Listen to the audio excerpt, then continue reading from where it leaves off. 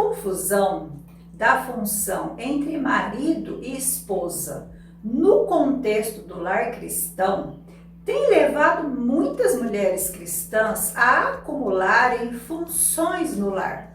Muitas delas acreditam na mentira que seus maridos não têm condições e não conseguem executar o chamado instituído por Deus de liderar o lar. Acreditam sinceramente, mas erradas, que se elas não tomarem a iniciativa, a casa literalmente cai.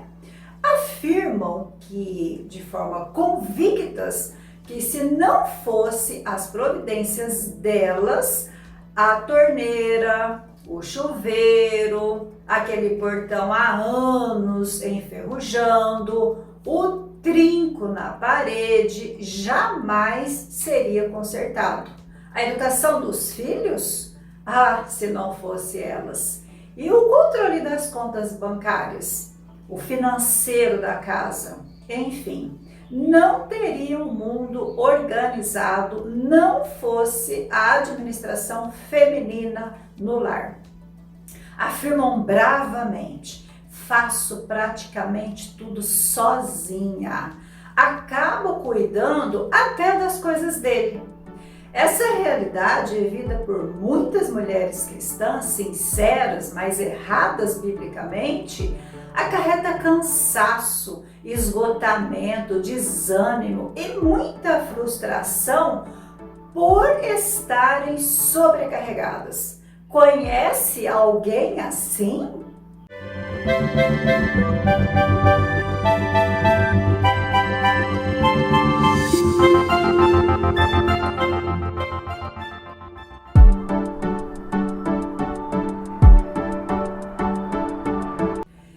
Foi por ouvir muitas mulheres cristãs sobrecarregadas que eu resolvi falar sobre o drama da sobrecarga que muitas delas estão vivenciando por acreditarem que seus maridos são uns bananas, inúteis, maridos Zé Ninguém. Eu sou a Cleo Peixoto, conselheira bíblica há mais de 25 anos. Você está no canal Conselhos da Cleo. Aqui você recebe orientações fundamentadas totalmente na palavra de Deus. Hoje será a parte 1 do tema, submissão à luz da palavra de Deus. Mas o assunto será: meu marido é um banana. O que fazer? A questão da mulher esgotada, cansada e até desanimado do casamento por conta da sobrecarga de funções no lar precisa ser compreendida à luz de 1 Timóteo capítulo 2, versículos 13 e 14. O texto explica que primeiro foi formado o homem e depois a mulher. Afirma que quem cometeu o engano foi a mulher e não o homem. Observe que fomos e continuamos no engano até os dias atuais. Lendo Gênesis, capítulo 2, versículos 15 e 16, Deus deu a ordem ao homem quando ele ainda estava sozinho. Não havia mulheres. Ele deveria cultivar e guardar o jardim, não comer do fruto da árvore que estava no meio do jardim. Ele era líder. Deus o criou para ser um líder. Adão fazia tudo sozinho, direitinho, e ele é que prestava contas a Deus. Em Gênesis, capítulo 2, versículo 18, Adão não tinha esposa para dar dicas, para orientar, para ensinar e até para mandar nele, né, gente? Ele fazia tudo sozinho, tomava iniciativa sem nenhum problema. Repetindo, ele foi criado para ser líder. Ele era líder. Mas mesmo assim, Deus entendeu que o homem precisava de uma companhia perfeita para que ele então fosse pleno. Presta atenção, queridas mulheres cristãs. Deus quis fazer a mulher, de acordo com Gênesis capítulo 2, versículo 18, com um propósito específico, que nós mulheres fôssemos e sejamos idôneas para a companhia perfeita ao homem e glorificar a Deus através do nosso papel. Acho muito importante falar sobre o termo auxiliadora como ajudadora, complementar, ou seja, a mulher vem para a existência no sentido de complementar ou completar aquilo que falta no homem. Vale lembrar que antes da queda, tudo funcionava do jeito que Deus ordenou que funcionasse.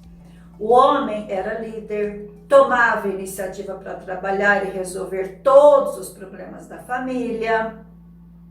Adão delegava as ordens do dia, a esposa executava, tudo de modo harmonioso e sem conflito. Os dois entendiam que a diferença gritante entre eles servia para ajuda mútua. A mulher mais esperta emocionalmente, um pouco mais habilidosa e sensível, usava suas habilidades para ajudar o seu esposo, porque sabia que ele era mais racional, um pouco mais devagar para resolver as coisas de casa. Ela não usava, em hipótese alguma, a graça de Deus em criá-la diferente para afirmar que tinham incompatibilidade de gênios. Não. Eles se respeitavam mutuamente em suas diferenças e se uniam nelas para o bem um do outro. E dessa maneira, os dois partiam para glorificar a Deus. Eu fico imaginando a harmonia, o amor, de um jeito fantástico um pelo outro. Às vezes, eu paro para pensar em Eva precisando fazer o jantar e Adão, por alguma razão, estava demorando muito para chegar.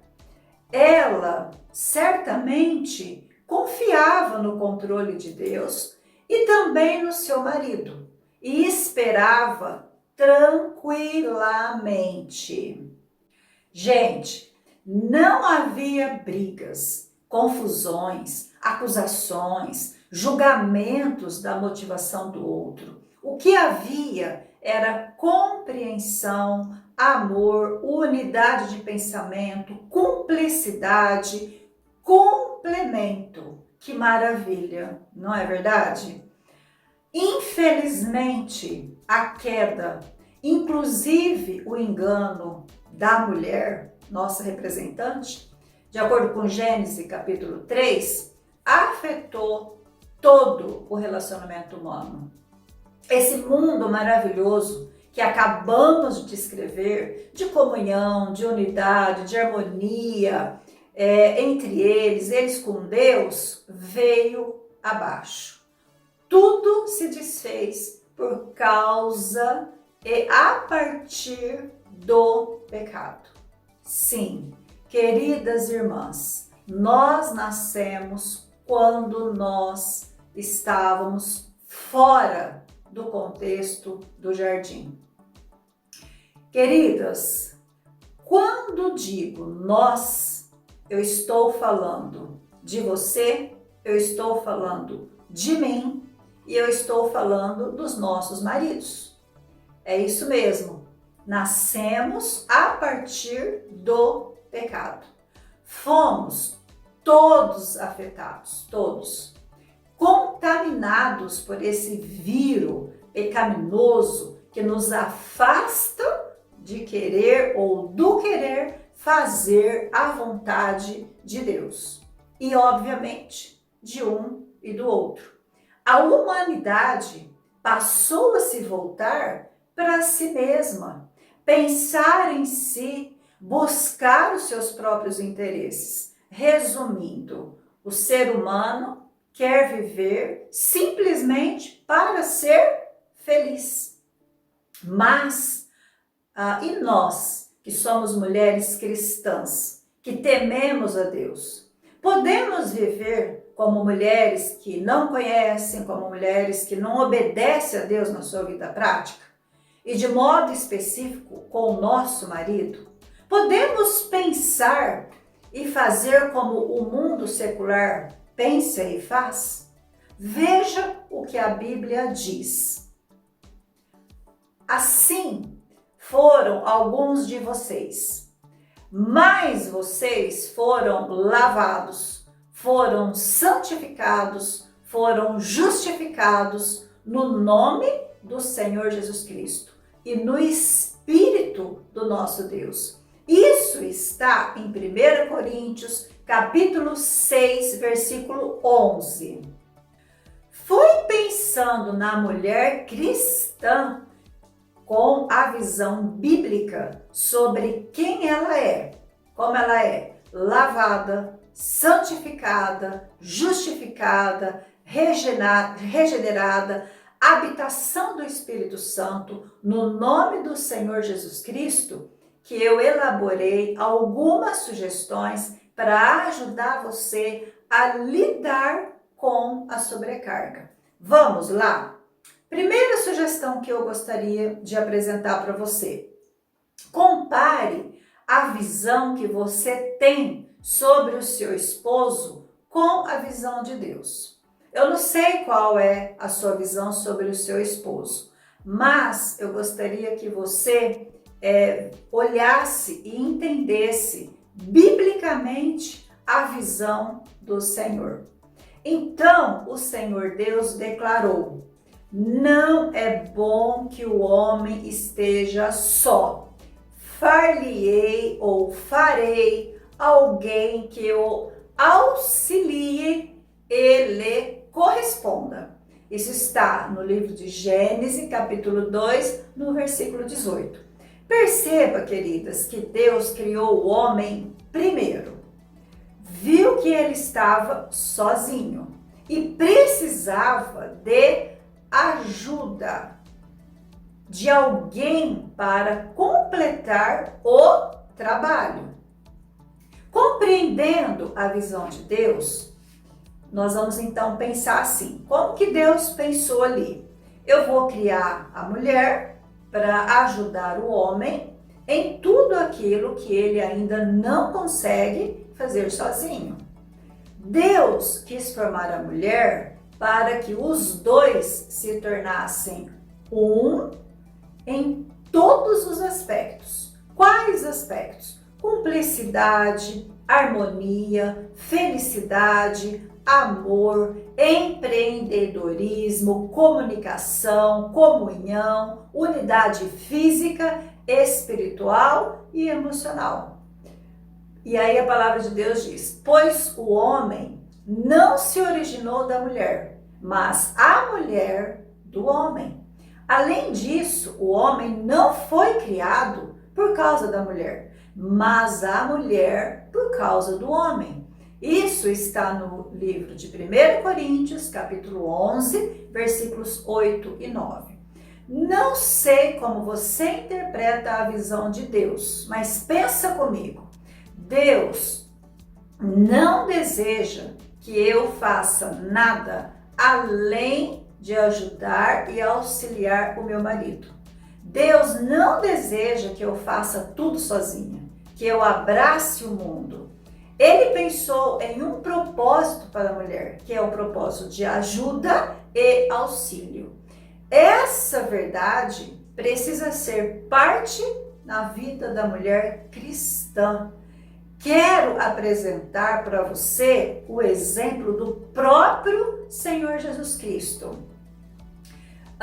O Senhor Jesus Cristo, ele disse numa ocasião muito especial da vida dele, ele disse assim: eu te glorifiquei na terra, completando a obra que me destes para fazer. Isso está no livro de João, capítulo 17, versículo 14. Quando eu disse numa ocasião especial, o que é que eu estava querendo dizer?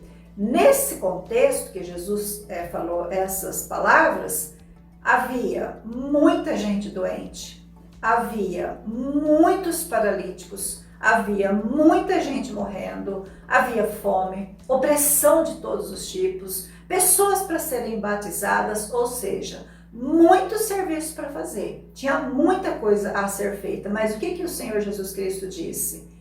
Eu fiz a obra que o Senhor me confiou. Agora, vamos pensar assim, se o próprio Senhor Jesus Cristo, que era o Filho de Deus, não fez nada além do que ele veio para fazer, por que nós, mulheres cristãs, precisamos nos sobrecarregar com fardos que não são nossos, que não são para serem feitos? Eu já sei. Você me diz assim: Cleo, você não está entendendo. Se eu não fizer as coisas lá em casa, ele não faz. A casa cai. Ele é um banana. E aí, meninas, esse é exatamente o ponto que será tratado no nosso próximo vídeo, que será a parte 2 desse vídeo. Meu marido é um banana, o que fazer? Você convidou as suas amigas? Não? Então, convida, compartilhando o link desse conteúdo com elas. Curta o conteúdo. E se você tiver alguma sugestão, vá aqui nos comentários, escreva, deixe as suas sugestões. E outra coisa, você já está inscrito? Muito obrigada. Você me ajuda muito, muito. Ainda não se inscreveu? Olha aí na parte inferior do seu vídeo. Está escrito do lado direito em vermelho: inscrever-se. Clica aí.